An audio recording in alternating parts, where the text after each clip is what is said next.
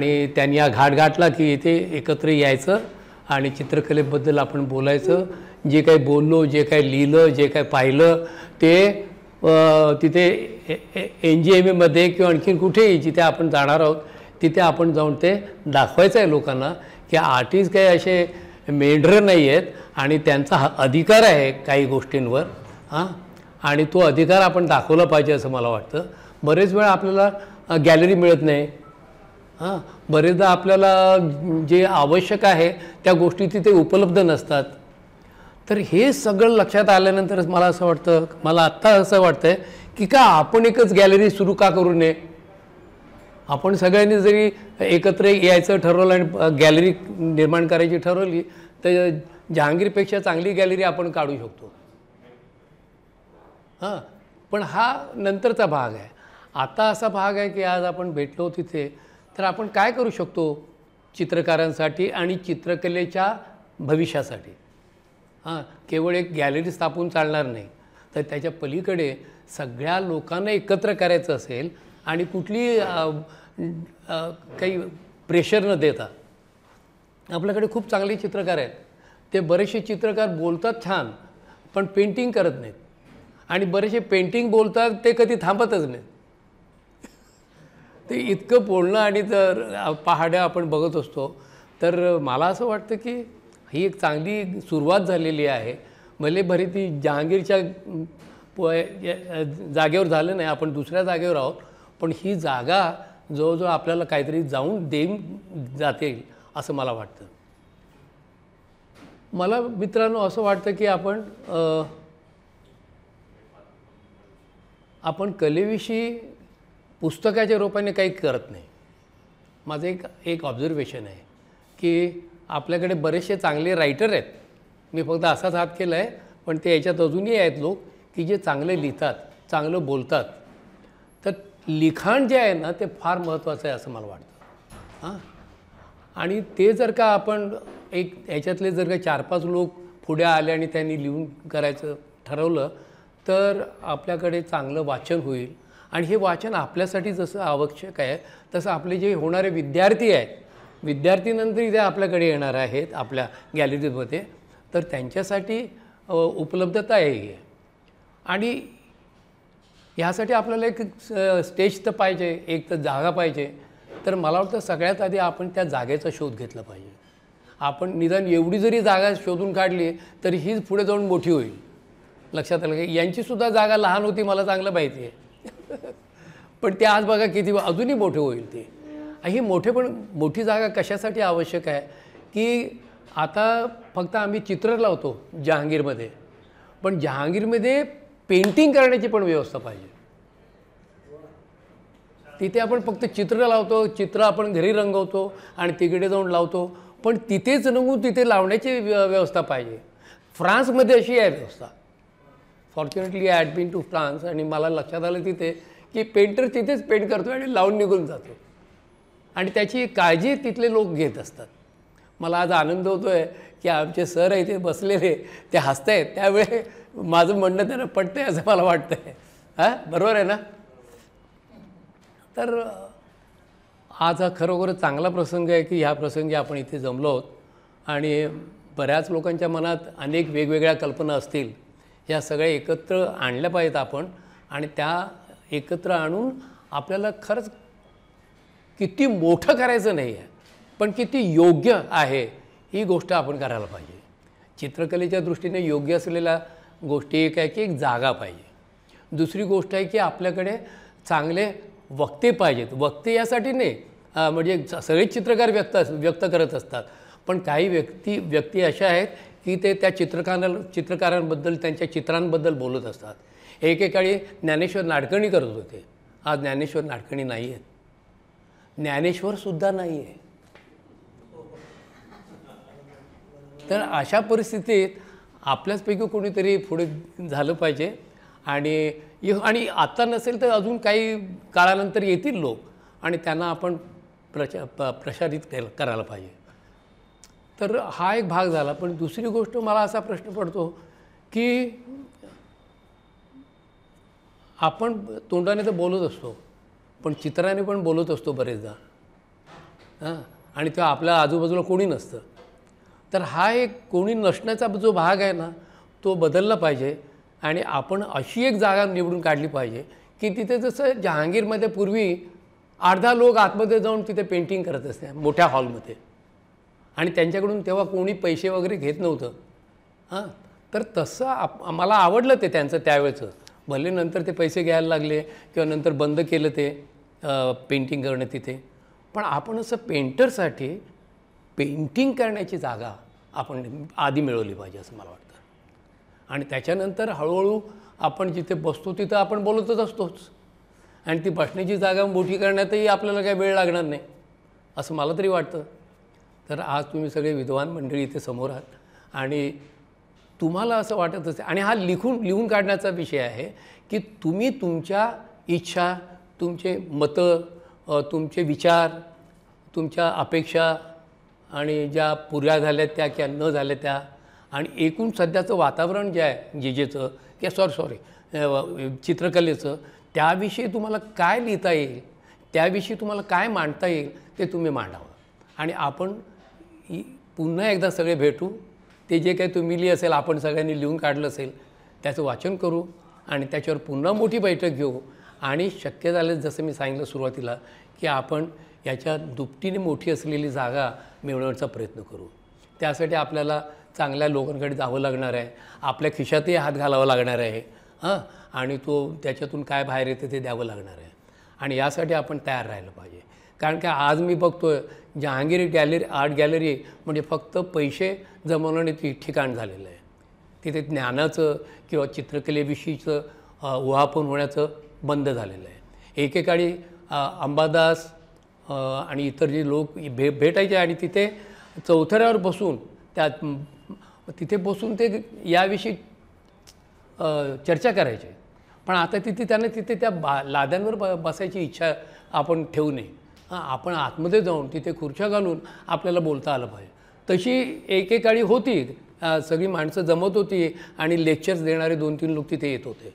पण आज ते बंद झाले. का बंद झाले मला माहिती नाही.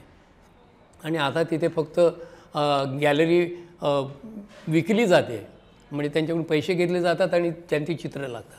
मला तर असं वाटतं की आपण एवढी ताकद निर्माण करावी की कुठल्याही आर्टिस्टला तिथे पैसे द्यावे लागू नयेत. सो एवढं सांगून मी माझं हे थोडंसं भाषण यांच्याकडे सर 2-3 प्रश्न माझे त्याविषयीचे प्रश्न माझे. मी संकल्पना मांडले, मला खूप आवडली. आता ही वर्ड आर्टिस्ट आपण सुरू करतोय, वर्ड आर्ट म्हटले वगैरे, तर तुम्हाला कशी संकल्पना कशी वाटली? मी सरांनी जी माहिती दिली तुम्हाला कसं वाटलं ते आपला होतोय तो? नाही, कुठल्याही प्रकारचं आर्ट असू दे, इन्स्टॉलेशन असेल, ग्राफिक असेल, पेंटिंग असेल, अजून बरंच काही असेल, त्या सगळ्यांना आपण इथे वाव दिला पाहिजे. लक्षात आलं का? तर लोक आनंदाने पुढे येतील. फक्त पेंटिंगच ठेवलं ना तर आज जी परिस्थिती झाली आहे की तिथे हार्डली 4-5 लोक येतात, निघून जातात. आर्टची कोणी विचार करत नाही, कोणी तिथे आजकाल विकत घेत नाही. आणि याचं कारण कदाचित तेच असेल की हां ये तो लगा दिया है, चलो अच्छा आहे. पण त्या ठिकाणी पूर्वी व्याख्यानं होत असत. If I am not mistaken, तुमच्यापैकी जे सिनियर आहेत माझ्यापेक्षा ते समजतील की तिथे व्याख्यानं होत असत. तिथे चांगली चित्रकार म्हणजे आमच्या आता वारले ते आर्टिस्ट गेले, पण ते तिथे जाऊन व्याख्यानं देत असे विद्यार्थ्यांसाठी. तर हे खूप चांगलं होतं त्यावेळी. आता काहीच होत नाही तिथे आता फक्त चित्र दाखवली जातात, विकली जातात. म्हणजे ते एक बाजार झालेला आहे. बाजाराची जागा आता आपण द्रष्ट्यांनी घेतली पाहिजे. तुम्ही सगळे द्रष्टे लोक आहात असं मी समजतो. आणि ह्या द्रष्ट्यांनी तिथे शोधून काढलं पाहिजे की ते काय करता येईल आणि ते कसं करता येईल आणि किती करता येईल आणि केव्हा करता येईल. सर जी आता सध्या स्थिती चालली आर्टची, मार्केटला तुम्ही पाहता सध्या आर्टची स्थिती काय झाली, सध्या हा बदल घडावा, तसं काय बदल घडावा असं तुम्हाला वाटतं की त्यांनी लोकांनी पाहावं, कला लोकांनी पोहोचावी, असं तुम्हाला काय बदल वाटतं करावा असा? त्याला वेळ लागेल, पण आहे त्याच्यावर मार्ग आहेत. फॉर एक्झाम्पल माझ्या मते मी त्या कॉलेजात शिकत होतो आणि तेव्हा जहांगीर आर्ट गॅलरीमधून बडोद्याला चित्र म्हणजे लेख जायचे आणि त्याचे रिॲक्शन्स त्या जे जे ह्याच्यामध्ये येत होते गॅलरीमध्ये, आणि हळूहळू बघा तिथून त्यानंतरचे काही चित्रकारही तिथे येऊन आपली चित्र दाखवायला लागले. आपले चित्रकार कुठे बाहेर जातच नव्हते. तो बाहेर जाणं आणि आत येणं हा जो प्रवास आहे तो पण घडला पाहिजे. त्यामुळे त्यावेळी काय झालं की त्या फक्त त्या ग्रुपला एक मोठं स्थान मिळालं, म्हणजे बडोद्याच्या, आणि बडोदा फार मोठं झालं त्यानंतर. आता काय बडोदा मला माहिती नाही, पण बडोदाने हे कशाच्या हिमतीवर मोठं केलं तर त्यांनी तिथल्या जे चित्रकार होते, आणि ते चांगले चित्रकार होते, त्यांनी मनावर घेतलं की हे आपण मोठं करायचं. तसंच आपणही मोठं करायचं मनावर घेऊया आणि ह्या जहांगीरला मोठं करूया. जहांगीर आकाराने लहान असेल पण कल्पकतेने मोठी आहे. सर मला तेच हिंदीमध्ये थोडं हवं आहे. हिंदीमध्ये तेच मला पहिल्यांदा मी स्वतःला इंट्रोड्यूस करतो. मी Rajan Jadhav. Answers one world जी माझी एक संस्था आहे, कंपनी आहे, जे आर्ट आणि याच्यामध्ये मीडिया आणि पी आरमध्ये, क्रिएटिव्हमध्ये आम्ही काम करतो मागच्या 20 वर्षापासून. तर आपण बऱ्याचशा गोष्टी ह्या 20 वर्षामध्ये आम्ही वेगवेगळे उपक्रम आमच्या या संस्थेतर्फे राबवलेले आहेत, आमच्या कंपनीतर्फे राबवलेले आहेत, आणि वेगवेगळ्या क्षेत्रामध्ये. मग ते तुमचं कमर्शियल आर्ट असेल, ज्या ठिकाणी तुम्हाला तुमच्या ब्रँडबद्दल बोलावं लागतं, तर ब्रँडपासून आम्ही सुरुवात केली. आदित्य बिर्ला ग्रुपच्या काही चांगल्या ब्रँड्स, म्हणजे चांगल्या आजच्या घडीला वेल नोन ब्रँड्स असे आहेत, जसे पुट्टी आहे, वालकर पुट्टी आहे, बिर्ला सोलरचे काही प्रोडक्ट्स आहेत, लिवा आहे, ज्वेलरी काही क्लायंट्स आहेत आमचे, ज्या त्या कामासाठी आम्ही वेगळ्या पद्धतीने आम्ही ॲडव्हर्टायझिंगच्या क्षेत्रामध्ये आम्ही बरंच काम केलेलं आहे. हे काम करत असताना म्हणजे पॅकेजिंगपासून लोगो डिझायनिंगपासून या सगळ्या गोष्टी करत असताना डोक्यामध्ये कुठेतरी होतं की आपल्याला आर्टमध्ये काही काहीतरी करायचं आहे. तर कोरोनाच्या काळामध्ये मला एक संधी मिळाली. कंटिन्यू काम केल्यानंतर म्हणजे 20 वर्ष फक्त ॲडव्हर्टायझिंग आणि ब्रँडबद्दल काम केल्यानंतर कुठेतरी नेहमी मनात वाटायचं की आर्टसाठी आपण काहीतरी केलं पाहिजे. आणि काय करायचं, तर कोरोनाच्या काळामध्ये माझे काही मित्र आहेत, जसं प्रवीण आहे, संजीव आहे, या सगळ्यांशी ओळख झाली. मानव देठे आहे, सगळ्यांशी ओळख झाली. त्यांनी त्यांचे कॉन्सेप्ट सांगायला सुरुवात केली, आणि त्या कॉन्सेप्ट मला वाटले की नाही हे जाऊ शकतात. आणि मग त्या पद्धतीने आम्ही काही छोटे आर्ट्स वर्कशॉप असतील किंवा सेमिनार्स असतील, असे आम्ही सुरुवात केली. छोटे आम्ही एक्झिबिशन्स पण केले. पण आता कळलं की आपल्याला एक बिगर प्लॅटफॉर्मकडे जावं लागेल. आपल्याला नुसतंच छोट्या स्केलवर जाऊन चालणार नाही आपल्याला, तर आपल्याला एका बिगर प्लॅटफॉर्मची आपल्याला गरज आहे. मग आम्ही तो बिगर प्लॅटफॉर्म म्हणजे एक्झिबिशन करायचं का एक्सपो करायचं तर सांगितलं. पण आम्ही आता एक्सपोचं आम्हाला खूप साऱ्या ॲडव्हर्टायझिंग फील्डमध्ये आमच्या ज्या क्लायंट आहेत त्यासाठी आम्ही बरेच एक्सपो आम्ही केलेले आहेत. आम्ही काही टॉप नॉच जे ब्रँड्स आहेत, कॉर्पोरेट ब्रँड्स आहेत, त्याच्यासाठी आम्ही एक्सपोज केलेले आहेत, एक्झिबिशन्स केलेले आहेत, स्टॉल डिझायनिंग केलेलं आहे. तर तो अनुभव तर आमच्या गाठीशी आहेच जो एक्सपो करण्याचा. आम्ही इंडियामध्ये आणि इंटरनॅशनली दोन्ही ठिकाणी आम्ही काम केलेलं आहे.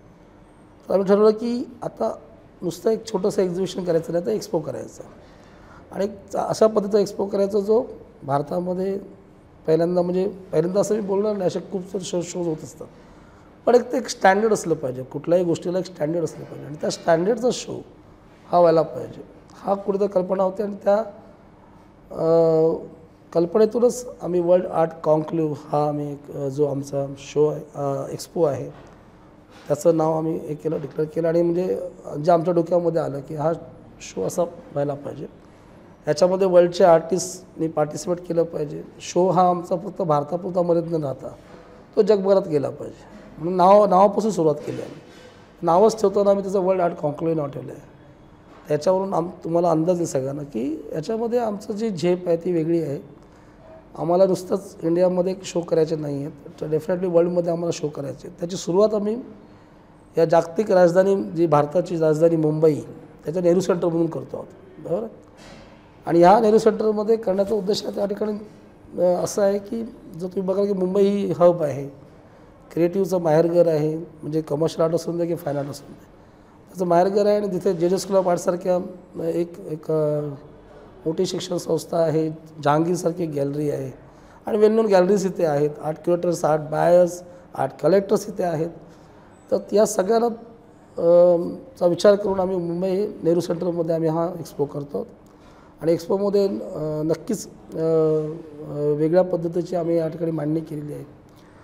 आर्ट जे आम्ही इथे सिलेक्ट करतो आहे त्या आर्टमध्ये पण व्हेरिएशन्स ठेवले आहेत. जसं संजूनी सांगितलं की फोक आर्टला पण आम्ही देतो आहे, रिअलिस्टिक आर्ट आहे, फोटोग्राफी आहे आणि स्कल्पचर आहे, इन्स्टॉलेशन्स आहेत. अशा पद्धतीने वेगवेगळ्या पद्धतीचा आम्ही एक चांगला या ठिकाणी आपण आर्टला आपण प्रेझेंट करत आहोत.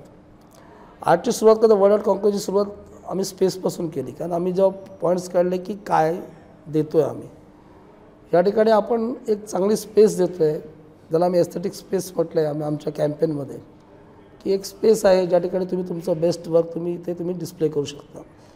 आणि स्पेस म्हटल्यानंतर तिथे खूप मोठी गोष्ट आहे की आपण ज्या जागेमध्ये जी गोष्ट करतो त्यासाठी ती स्पेस पण तशी असायला हवी. मग त्याचं अजून ती खुलून उठते, कुठली कलाकृती खुलून उठण्याचं मग ते स्पेसचा त्याचा खूप मोठा पार्ट असतो त्याच्यामध्ये. तर आम्ही ती स्पेस देण्याचं काम करतो आहे आणि डेफिनेटली तुमची कलाकृती तिथे जी असेल ती डेफिनेटली ती चांगली दिसेल, लोकांना ती आवडेल, लोकांना व्यवस्थित पाहता येईल अशा पद्धतीने त्याची आम्ही रचना आणि मांडणी केलेली आहे पूर्ण लेआउटची. तर आम्ही जो ग्राउंड प्लॅन तयार केलेला आहे, फ्लोअर प्लॅन जो आमचा आहे तो अशा पद्धतीने आहे की ज्या ठिकाणी तुमची एक विजिबिलिटी असेल, प्रॉपर विजिबिलिटी असेल तुमच्या प्रत्येक आर्टिस्टच्या गॅलरीला. या ठिकाणी ज्या पण गॅलरीज येतील आम्ही चांगल्या गॅलरीनं आम्ही अप्रोच करतो आहोत. क्युरेटर्स आमच्याबरोबर आहेत, काही चांगले आर्टिस्ट, प्रोफेशनल आर्टिस्ट आमच्याबरोबर जोडले गेले आहेत. आमचे पेट्रन्स तुम्हाला माहिती, आमचे चांगले पेट्रन्स आमच्याबरोबर आहेत. बरेचसे पेट्रन्स जसं सुधाकर ओलवे सर आहेत, आपले श्रावस्ती सर आहेत, कोलते सर आहेत, रानडे सर आहेत, अशा प्रकारे आणि विनोद शर्माजी हे आमच्याबरोबर आहेत या शोमध्ये. तर यांनी आम्हाला सहभाग दिला, त्यांनी ते आमच्याबरोबर पाठीशी आहेत. गुरु म्हणून सुद्धा आहेत आणि एक आर्टिस्ट म्हणून, एक प्रोफेशनल आर्टिस्ट म्हणून ते आमच्या बरोबर आहेत. तर वर्ल्ड आर्ट कॉन्क्लेव्हमध्ये हा जो शो होतो आहे आपला, या शोमध्ये तुम्हाला त्या ठिकाणी नुसतं बघण्यासारखं नाही आहे, तर त्या ठिकाणी बऱ्याच काही गोष्टी होणार आहेत ज्या लाईव्ह होणार आहेत.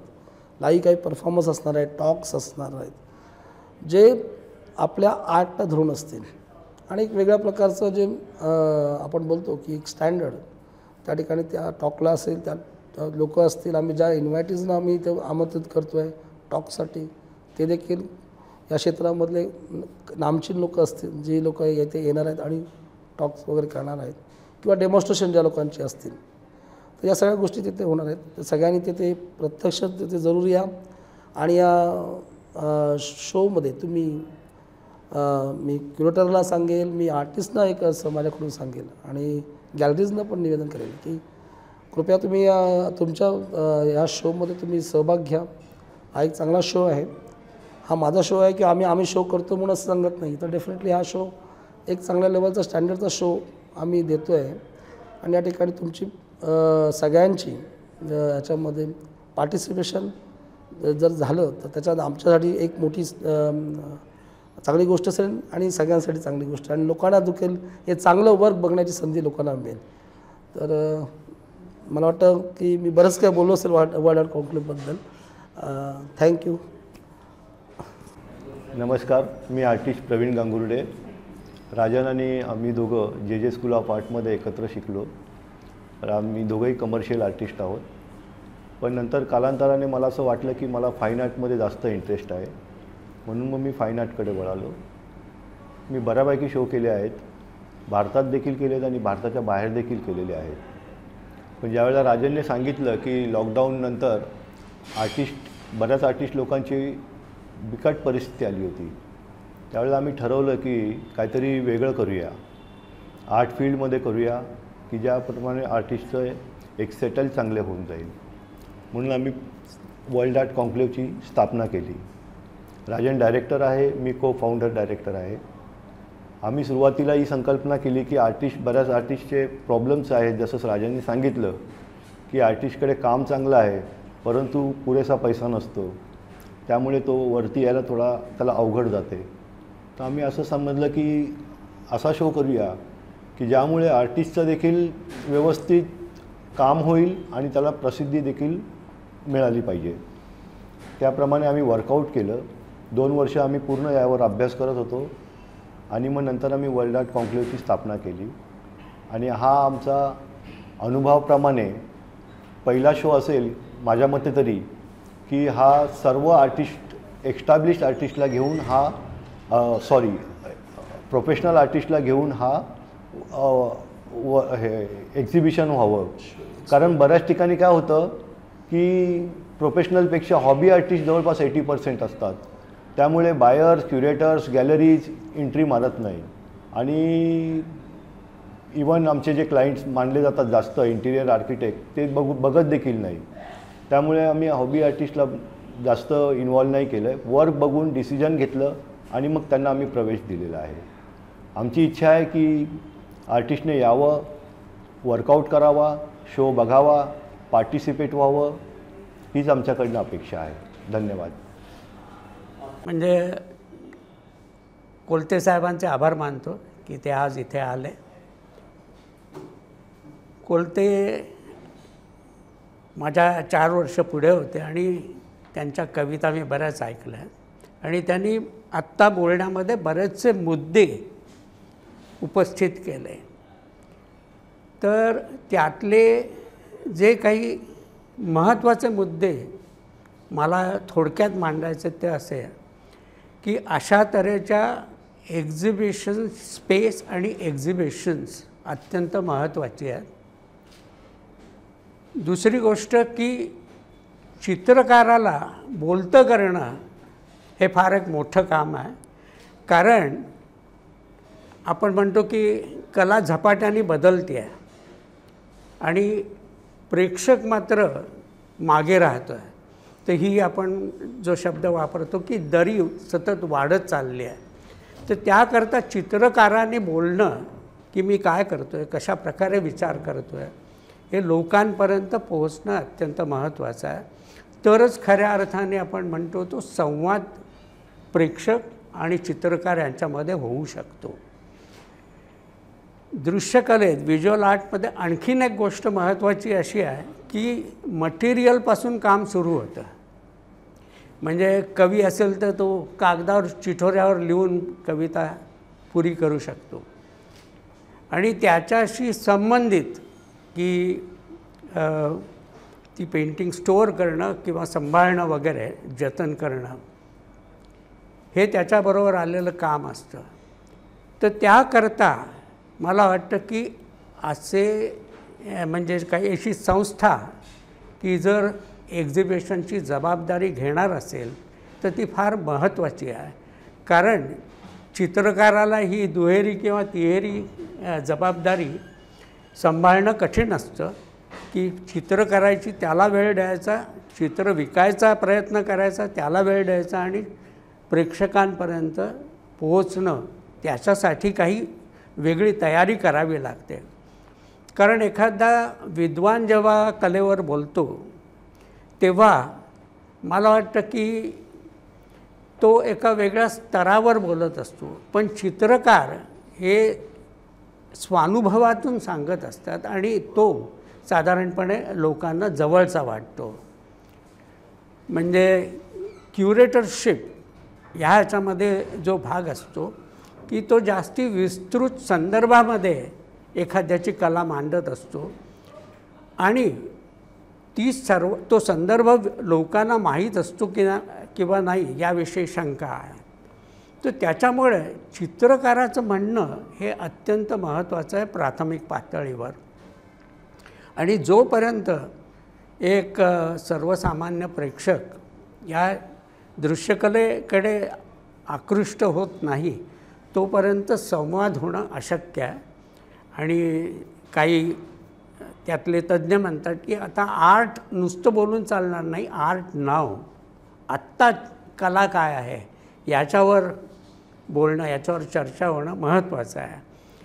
तसं माझ्या दृष्टीने एक चित्रकारांचे संवाद किंवा चित्रकारांची मुलाखत ही त्याकरता अत्यंत एक चांगला फॉर्म आहे, एक चांगला प्रकार आहे ज्याच्यामुळे चित्रकाराला आपले म्हणजे कलेच्या पलीकडे जाऊन जर काही सांगायचं असेल तर ते सांगणं शक्य होतं.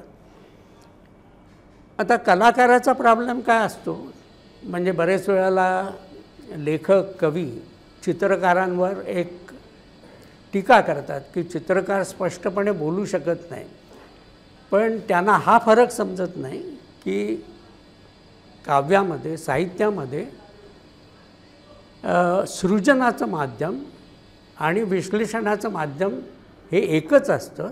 दृश्यकलेमध्ये आपल्या मनातल्या गोष्टींना आकार देऊन ते श्रोत्यापर्यंत पोहोचवण्यासाठी जी काही मेहनत घ्यावी लागते, म्हणजे त्याला भाषा शिकावी लागते, त्याला आपली कला शब्दात कशी मांडता येईल याचा विचार करावा लागतो.